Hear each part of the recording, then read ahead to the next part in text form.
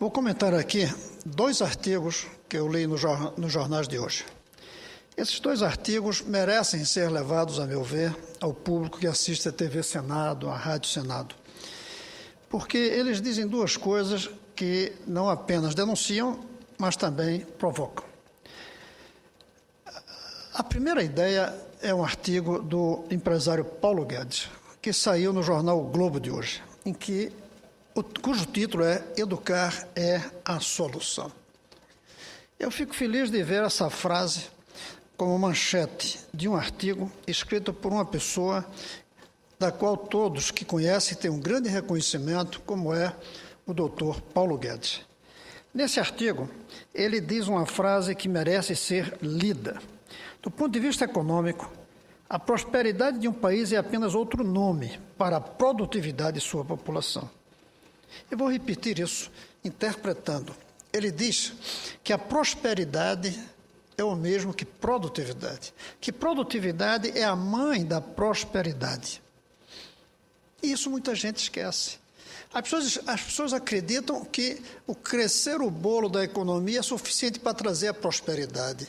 Não é, se nós não tivermos a cada ano mão de obra com a competência de produzir mais em um ano do que no ano anterior. E nós estamos perdendo isso. Mas no mundo de hoje é mais do que produzir mais, é produzir novas coisas. O que faz um país hoje, uma economia ser competitiva, não é mais produzir mais do mesmo e reduzir o preço, o custo de sua produção. Isso que se consegue de uma maneira imediata, curta, rápida no tempo, como criar isenções fiscais para baixar os custos e vender mais. Isso é ilusório, isso não dura. Ele diz com clareza, o que faz com que haja competitividade é a capacidade de criar novas coisas, de inventar novos produtos no mundo de hoje. É a competitividade que vem da capacidade, da inventividade, da capacidade de inovar que uma economia tem. E a nossa economia tem uma capacidade muito baixa de inovar. Por isso, nós viramos a 6ª potência econômica e já começamos a cair. Começamos a cair quando simplesmente nossa moeda real começa a se desvalorizar e aí o produto interno bruto medido em dólar nosso fica menor. Hoje os próprios jornais já dizem que o México está na véspera de passar o Brasil do ponto de vista da sua produção, e é preciso lembrar que a população do México é razoavelmente menor do que a população do Brasil. Ou seja, então, que eles vão nos passar do ponto de vista da produção e muito mais do ponto de vista da renda per capita. O Paulo Guedes é um empresário, não é uma questão de professor defendendo seus interesses corporativos. Ele diz, a expansão do consumo de uma classe média emergente deve estar lastreada por aumentos de produtividade dos trabalhadores, sob pena de ter fôlego curto. Nós estamos numa economia que está bem, mas vai mal. Está bem, mas vai mal porque o fôlego é curto. Como ele diz, da mesma forma, a ampliação das transferências de renda, nossos programas tipo Bolsa Família, e dos subsídios aos pobres é também financeiramente insustentável quando se descola dos aumentos de produtividade. Vem aí a importância dos investimentos maciços em educação e treinamento, ampliando capacitações e habilitações dos trabalhadores brasileiros para sustentar o aumento contínuo de nossa produtividade. Estão em jogo a empregabilidade de nossa mão de obra e a vantagem competitiva de nossas empresas nos mercados globais. E temos aqui a armadilha a ser evitada. Experimentamos flagrante processo de desindustrialização enquanto disparam nossas importações. O capitalismo eurasiano, da China, da Europa, sem encargos trabalhistas e previdenciários, pode nos reduzir a um simples produtor especializado de commodities. Mesma coisa que nós tínhamos desde a nossa descoberta, mudando o produto. Antes era a cana e o açúcar, agora é a soja. E também o mercado de importações em massa. Transformar nosso mercado de consumo de massa em um verdadeiro mercado de produção em massa é o grande desafio. E aqui, de novo, a importância crucial dos maciços investimentos em educação, garantindo maior produtividade, mais emprego, melhores salários, competitividade industrial e prosperidade. A verdadeira prosperidade, que é a prosperidade do bem-estar. Durante 50 anos, as forças conservadoras da economia diziam que era preciso fazer o bolo crescer para distribuir. As forças progressistas diziam que era preciso distribuir para crescer o bolo. E poucos discutiam que bolo nós queremos, que sabor nós queremos para o bolo da produção, da distribuição, do bem-estar. Nós queremos um bolo que nos deixa com engarrafamentos monumentais ou queremos um bolo que nos leva rapidamente de onde nós estamos para onde nós queremos ir. Nós queremos um bolo que cresce graças ao fato de que uma parte da população está excluída, como hoje mesmo os jornais põem. O Brasil é o 8º país do mundo de população analfabeta. E nós não somos 8ª no tamanho da nossa população. Nós somos um país menor do que a Índia, do que a China, que tem mais analfabetos que nós, porque tem populações muito maiores. Esse é um artigo. O outro artigo é de um grande filósofo brasileiro, um filósofo de grande reputação chamado Renato Janine Ribeiro, em que ele coloca um artigo no Valor Econômico. A educação básica cabe no município? Veja como esse artigo complementa o anterior. O anterior dizia como é importante ter uma educação. Educação é a solução, é o título do outro. Esse aqui diz a educação básica cabe no município. É como se o outro estivesse nos alertando e esse não estivesse propondo como fazer. E o artigo dele, vale a pena ler um bom pedaço, não todo, quando ele diz que as eleições deste ano devem nos levar a discutir uma prioridade constitucional dos municípios, a educação. Esta é a 6ª eleição de municípios desde a Constituição de 88, que deu ao município a atribuição de zelar pela educação básica, tendo os estados como parceiros e a União, ela, bem ao longe. Isso é o que a Constituição definiu. É hora de cobrar 2 questões dos candidatos municipais. O que propõe para nível de educação mais relevante, que é o inicial, que forma as crianças e define boa parte do seu futuro. E, se até agora esses gestores não deram conta de melhorar a educação fundamental e o ensino médio, eles darão conta um dia. Será o caso de pensar seriamente na proposta de federalização da educação, de que a educação básica é tão importante que tem de ser federalizada? Essa é a pergunta-chave que ele faz. É possível ter uma boa educação nas mãos dos pobres municípios e desiguais municípios? É possível ter uma educação igualitária?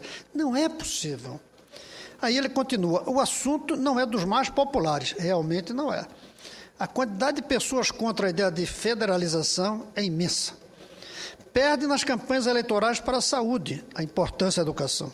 Qualquer um sabe que está doente. Mas só quem tem educação sabe o que é a falta de educação ou uma educação falha. Doença, a gente sente na hora. Falta de educação, a gente não sente. Depois, quando vai procurar um emprego, descobre. Quem mais precisa dela, educação, não percebe o quanto precisa. Veja que frase. Quem mais precisa da educação não percebe quanto ela falta. As famílias não se comprometem com ela. A educação faz parte dos assuntos como a ética que não lotam a Avenida Paulista. Isso tem que mudar.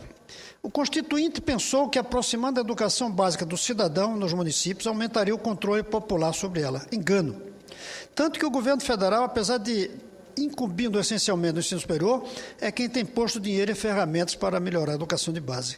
A União, hoje, é ator decisivo no financiamento da educação, mas não no controle da educação, apesar do indicador de desenvolvimento da educação, IDEB, que, aliás, de acordo com ele, mostra primeiros passos de uma escolaridade obrigatória e que mostra alguns avanços. Nesse ponto, eu creio que o avanço foi tão tênue que não merece ser nem de longe comemorado. É como alguém com uma temperatura ultra alta que continua com a temperatura muito alta. Mas os professores também precisam de um projeto de longo prazo.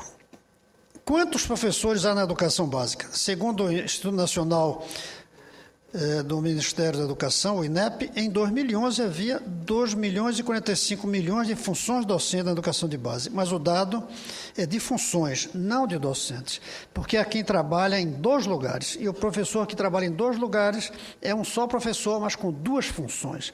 De qualquer maneira, estamos próximos dos 2 milhões de professores. Seria impossível dar a todos um aumento único, impacto já?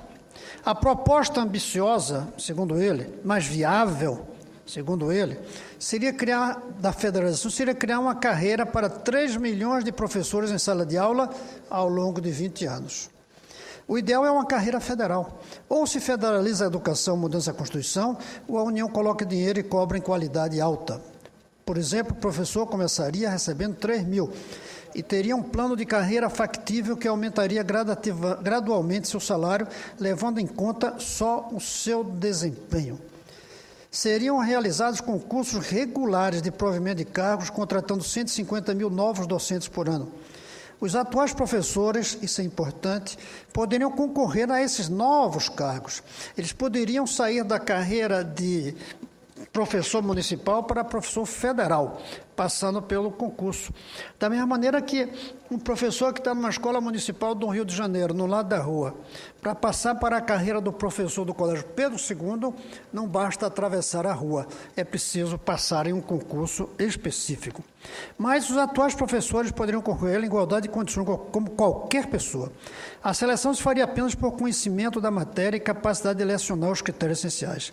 Assim conviveriam por um tempo, conviveriam os professores da nova carreira federal com um bom selo de qualidade e docentes sem a mesma qualificação, mas que manteriam seus direitos até se aposentarem e que poderiam disputar a nova carreira com as vantagens que essa daria. Assim entenda a proposta, ele diz. A seleção dos novos se daria em todas as disciplinas, renovando integralmente o sistema escola por escola, criando assim ambientes mais qualificados de ensino. A renovação beneficiaria todas as classes sociais na proporção que tem na sociedade, o que implica atender a classe média e mesmo a rica, mas, sobretudo, a multidão dos bairros pobres. A proposta fixa parâmetros claros. Não se melhora a qualidade sem bons salários. Nisso tem razão os sindicatos. Mas não basta subir os salários para os professores se tornarem bons. Nisso tem razão os pesquisadores críticos ao mundo sindical. O que fazer? Unir as 2 perspectivas. Aumentar o salário em função do desempenho. Mas, sobretudo, definir metas num prazo factível. Isso é melhor do que simplesmente subir para 10% sem contrapartidas ou avaliação da qualidade o dinheiro investido na educação. Ou seja, o que ele diz, isso é melhor do que simplesmente aumentar para 10% do PIB o gasto na educação, sem dizer como ele será gasto. Onde será gasto? Com que finalidade será gasto? Com que estrutura da escola esse dinheiro será gasto? Esses 2 artigos, senhor presidente, a meu ver, sem que um autor tenha sabido da intenção do outro, eles se casam, eles se complementam. Um alertando o risco que o Brasil vive de não fazer a revolução educacional que necessita. É um caminho suicida não fazer essa mudança radical. E o outro, analisando uma proposta, que é a proposta de que a educação, pelo menos uma proposta, deveria ser federalizada. E eu lembro, já falei aqui, que na avaliação do IDEB, a melhor média é das escolas federais, não é das escolas particulares. E essas escolas federais, como Colégio Pedro II, institutos de aplicação, colégios militares, escolas técnicas, eles têm uma média muito superior, quase o dobro das escolas públicas, estaduais e municipais. Falo em média, não falo nas exceções. Por isso, senhor presidente, eu fiz questão de estar aqui chamando a atenção desses 2 artigos, de um filósofo e de um empresário. De um empresário com a qualificação e o respeito e a consciência pública do Paulo Guedes e um filósofo com a respeitabilidade do professor Giannini. Eu creio que vale a pena que todos se debrucem sobre pensamentos como esses dois, para que encontremos rapidamente um caminho e convencemos essa casa, e sobretudo a presidenta da República, que não está nem de longe convencida de que a educação é tão importante que ela deveria ter feito uma reunião de ministério, senador Álvaro, quando sair o resultado do IDEB. E ninguém ouviu uma palavra da presidenta sobre isso.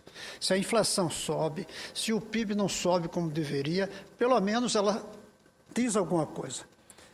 No caso da educação, a tragédia educacional não despertou a presidente. Não houve uma manifestação clara do seu governo, salvo o ministro da Educação vir dizer que foi um avanço.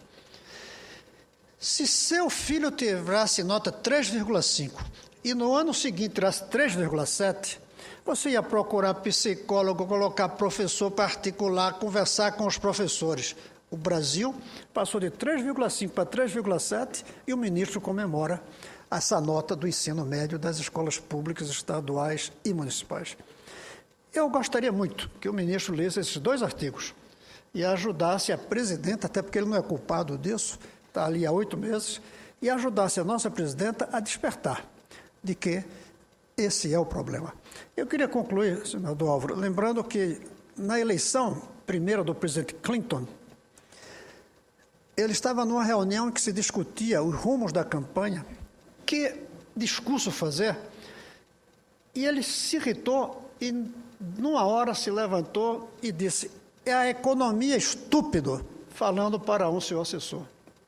Hoje, está na hora de alguém dizer: é a educação estúpido. O resto virá depois. Era isso, senhor presidente.